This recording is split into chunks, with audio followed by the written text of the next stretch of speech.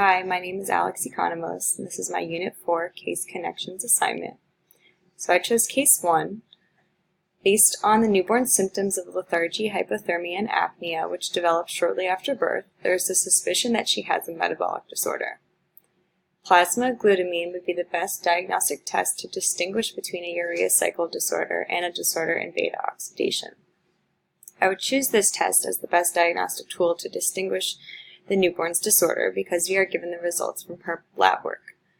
The newborn's initial blood ammonia level was elevated at 314 and rose to 600, while normal levels are between 17 and 80. The urine orotic acid level was also elevated at a value of 473, while normal levels are between 0 and 3. The plasma citrulline level was within normal limits. The newborn likely has a urea cycle disorder, which means that there is a deficiency in the enzymes required for protein degradation. The lab work results reveal a state of hyperammonemia, which happens from an accumulation of nitrogen.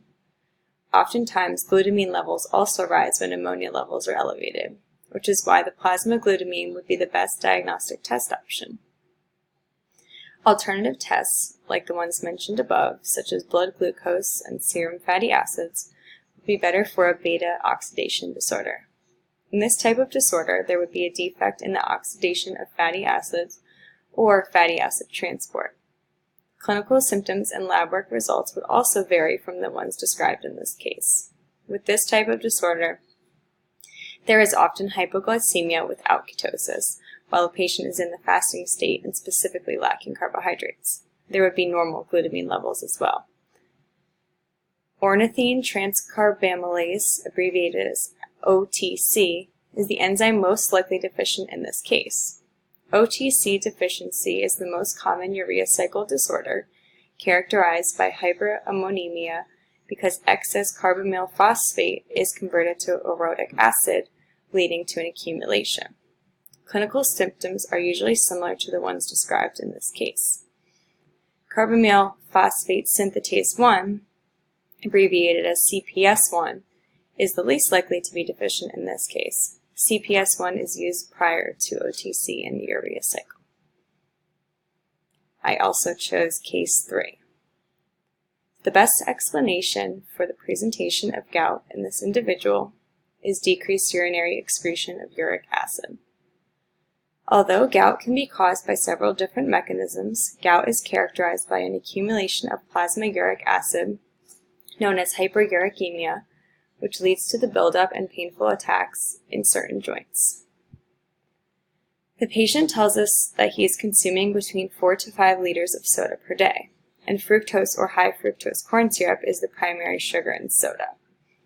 As he consumes high amounts of fructose, it is metabolized and then converted to purine, which is further converted to uric acid.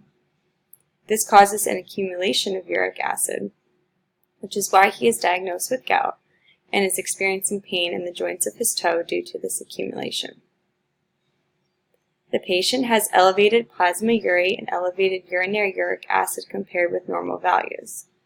Given his current diet, it would be likely that the hyperuricemia is induced by high fructose intake.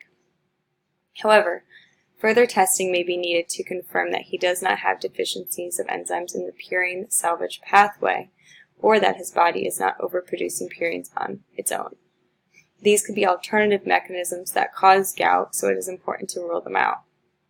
In this man's case, recently switching from diet soda to regular soda would increase his fructose intake and therefore increase his chances of having a gout attack. Dietary modifications to reduce fructose intake would be important, and his levels of plasma urate and urinary uric acid should be rechecked to see if the values return to normal after these dietary modifications are made.